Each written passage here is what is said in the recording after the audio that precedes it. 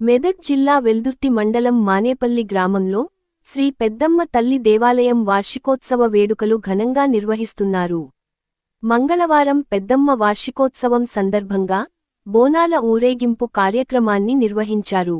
ఈ కార్యక్రమంలో జిల్లా గ్రంథాలయ బోర్డ్ చైర్పర్సన్ సుహాసిని రెడ్డి పాల్గొని అమ్మవారికి ప్రత్యేక పూజలు నిర్వహించారు.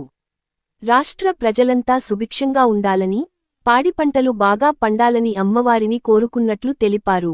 ఆలయానికి వచ్చిన కాంగ్రెస్ పార్టీ నాయకులకు ఆలయ కమిటీ సభ్యులు శాలువాలతో ఘనంగా సన్మానించారు.